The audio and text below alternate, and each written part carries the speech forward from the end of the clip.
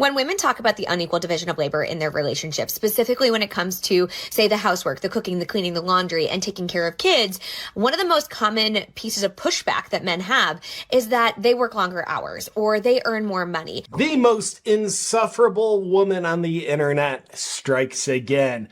Now, I don't just have criticisms of her because she's a woman. I have criticisms of her because she's a stupid woman. Welcome back to the JP Reacts channel, my beautiful freedom-loving friend. This is where we call out lies, hypocrisy, corruption, and highlight the amazing work of other freedom fighters because truth conquers. And you know what? If you don't have a strong immune system, you could be conquered. And a strong immune system doesn't happen by accident. That's why part of my morning routine every day is taking my Fierce Immunity by Rebel Lion. The most potent immune formula on the market for strengthening and repairing your immune system. Get it at getfiercenow.com/awaken. Now, on to the video. The most insufferable woman on the internet. My mother-in-law told me, well before I was married, that I should never do my husband's laundry because if I did, I would learn to hate him. Perhaps the worst wife in the world.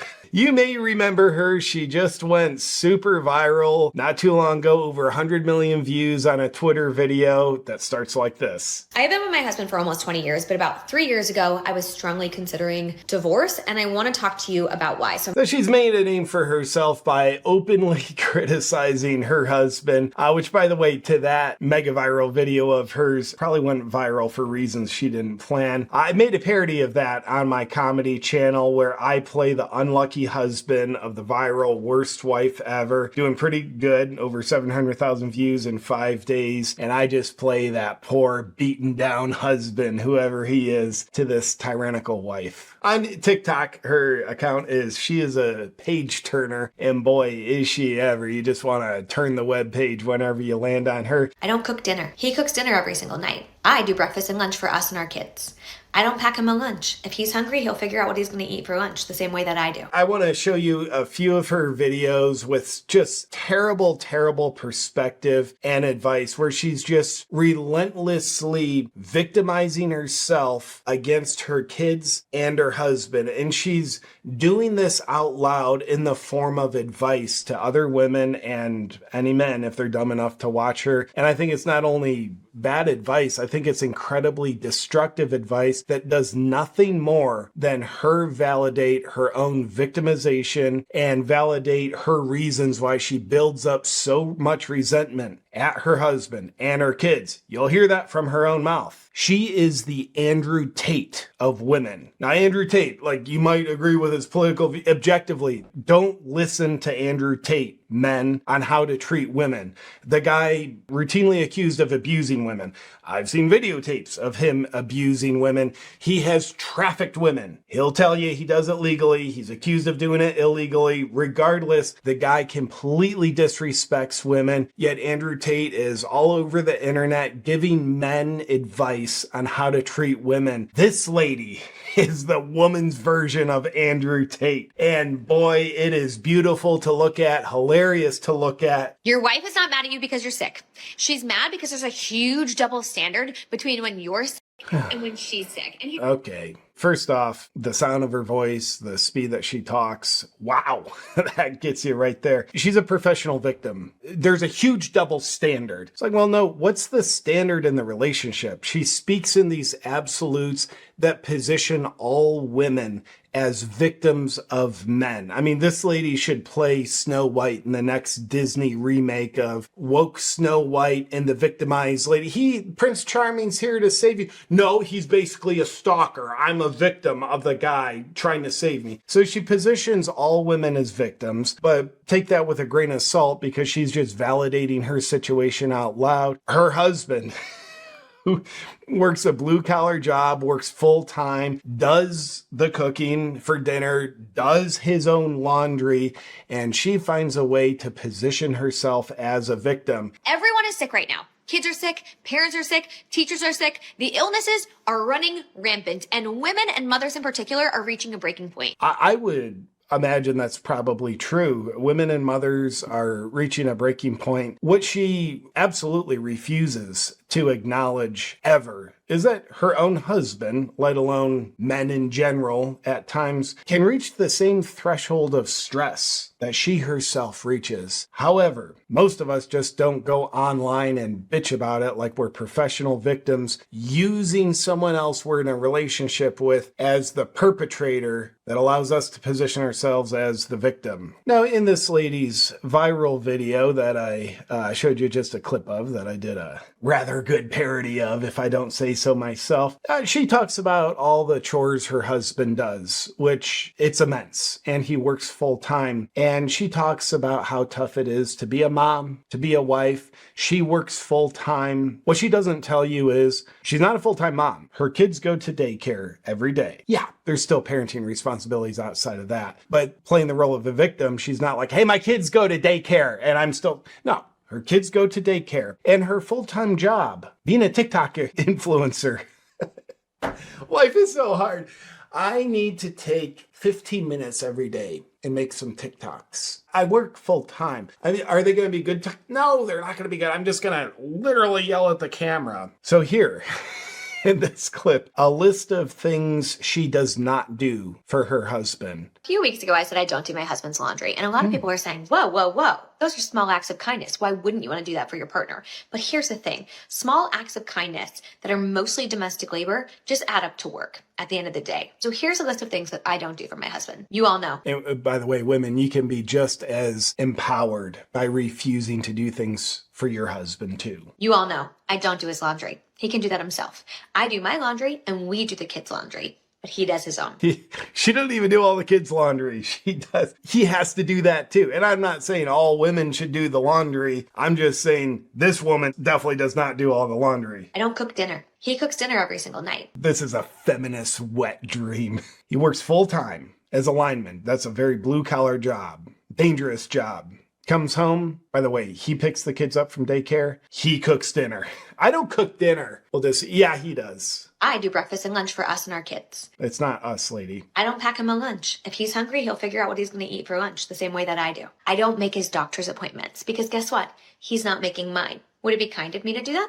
For sure. How petty is this? And again, I'm not coming from a place like, women, you should do everything that she doesn't do for her husband. Maybe you should if your heart drives you to do that. But her pettiness, he doesn't make my doctor's appointments, so I'm not going to make his. I'm not going to make his lunch. I mean, I'm making me and the kids' lunch. I'm not going to make his lunch because guess what? He can make his own. Well, he makes your dinner. Can you make your own? Yeah, but he makes my dinner. We'll get back to the video in just a second, but first, do you know what most people don't know? The health benefits of cocoa flavanols. The compounds found in cocoa that boost nitric oxide, improve heart health, and regenerate brain cells. Let me show you this. Harvard scientist Dr. William Lee backs this up. Studies have been done to show that the flavonols in cocoa stimulate stem cells to come out of your bone marrow like bees in a beehive in your bloodstream, and they go out and they find wherever it needs to be repaired. If it's in your heart, they'll fix it. If it's in your liver, they'll fix it. If it's in your skin, they'll fix it. And so we can eat foods like high flavanol cocoa in order to be able to actually get the stem cells to work a little bit better. Now, how do we know this actually functions, it works in people? Well, clinical studies have been done with high flavanol cocoa to show that men who are in their 60s with heart disease, they could actually just have 2 cups of dark chocolate hot cocoa a day for a month. Yeah. And they doubled the amount of stem cells in their bloodstream and their circulation improved measurably. And then what's even more important and impressive is that there was a study called the Cosmos study that was completed recently that showed that eating high flavanol cocoa decreases the risk of cardiovascular death, right, over a period like of a statin. Like a statin. Right. Exactly. Except made by eating the same thing that you use to make chocolate. That's incredible. So we're not telling people to go out to have chocolate, which is a confection, which has got a lot of sugar and all kinds of other stuff in it. But it's the stuff underneath it, the core of it. That's right, dark chocolate. But here's the thing. Flavanols are the good things found in cocoa beans, but they're usually destroyed during the chocolate making process. And that's where Black Forest Supplements comes in. They've created the first ever high flavanol cocoa powder. It's packed with everything your body needs and it's only 20 calories. And I love it. I mix it in my coffee. I mix it in all my protein shakes and my smoothies. It's incredibly delicious. I've been using it for over a month now and I love it. My occasional brain fog gone and my energy noticeably up. So I asked my friends at Black Forest to give my viewers a a good deal. Here's what we worked out. For the next 48 hours, they're doing a 40% off everything store-wide sale, including cocoa. Hit up the link below in the description or go to blackforestsupplements.com/JP, where everything is 40% off store-wide for the next 48 hours only. Now back to the video. Some of the best relationship advice talks about don't keep scores in relationship. And this lady is a professional scorekeeper, extremely petty. Her and her husband don't do the same things. Like, he's out there earning a living for the family. I'm at TikTok. Yeah, she doesn't even have that large of a following on TikTok. She's not going to be making that great of a living. They do different things. So in her petty scorekeeping, she absolutely does not acknowledge the big contributions from her husband. Is it my job? Absolutely not. I want him to be healthy, but he's a grown-ass man and he can book his own appointments, right? There's a lot of things that I don't do for him. Is there anything you do for him? Is there any value you offer in your relationship? Do you serve him in any way? Are you ever not selfish? I don't schedule his haircuts. I don't pack his clothes for vacation, right? I don't do those things. I don't buy him new underwear when it's got holes in it. All of those are things that he's a grown man and he can do himself. Can I do small acts of kindness for him? Of course I can. And I do. I see a vinyl that I think he's going to like because he's creating a vinyl collection. I buy it. I'm at the store and I see something that I think he might enjoy eating. I buy it. I find a new non-alcoholic beer that he wants to try out. I buy it. I like that. I'll buy him non-alcoholic beer. He's like, I want regular. I'm getting you non-alcoholic beer because I'm in control here, bucko. Right? Those are small acts of kindness. Doing his laundry, cooking him dinner, making him lunch, booking his doctor's appointments, all those things, that's domestic labor. Those are chores. Those are not acts of kindness. According to her. According to her husband, I don't know. It'd be interesting if he had a voice and was able to say, like, what registers as more kindness to you? Her buying a vinyl occasionally or her helping you by doing your laundry? Do I do them occasionally when he's working a lot? Of course.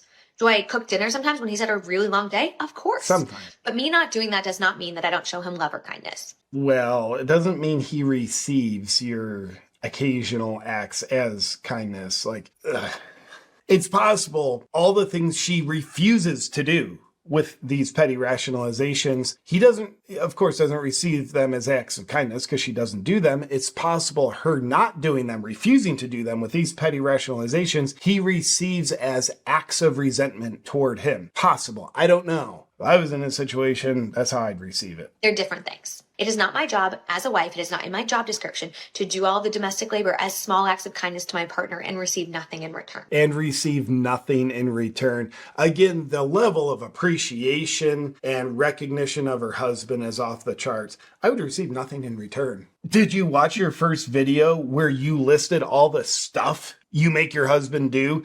Not to mention him providing for the family, but that doesn't count.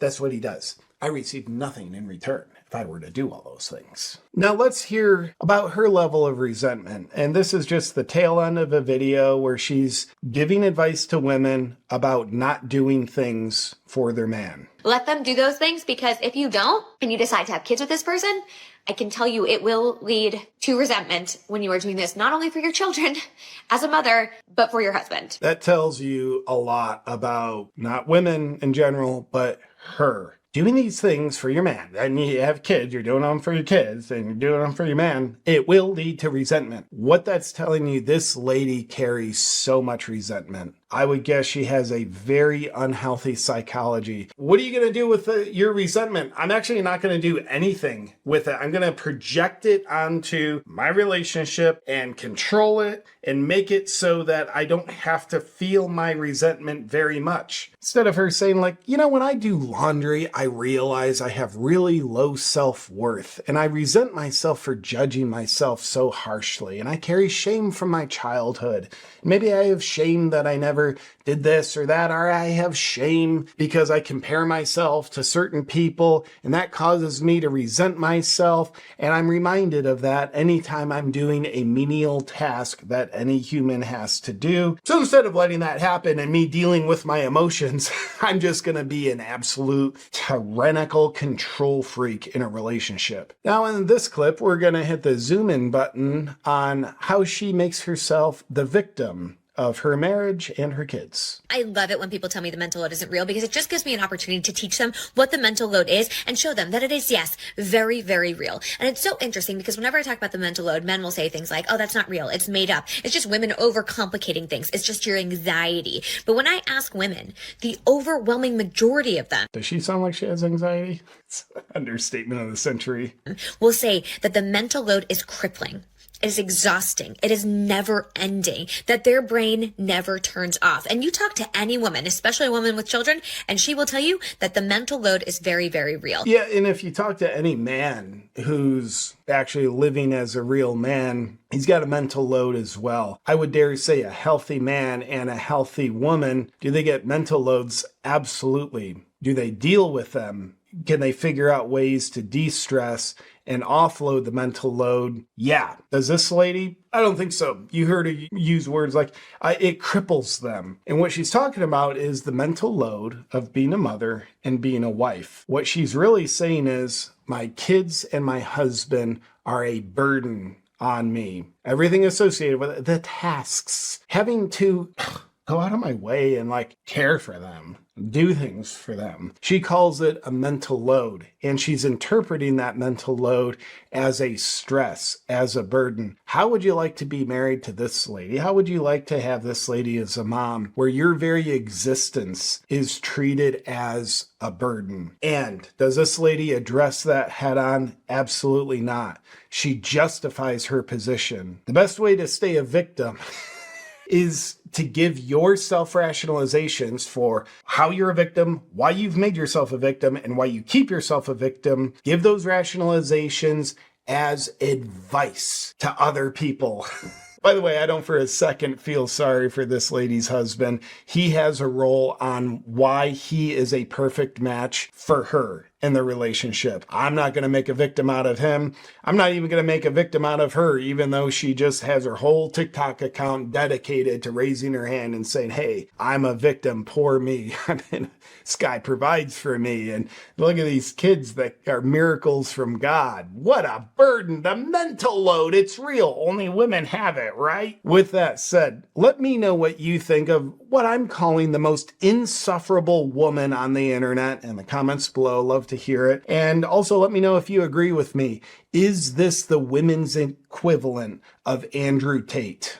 As in the worst same-sex relationship advice you'll ever find. Let me know. I look forward to seeing you in our next video. But until then, stay free.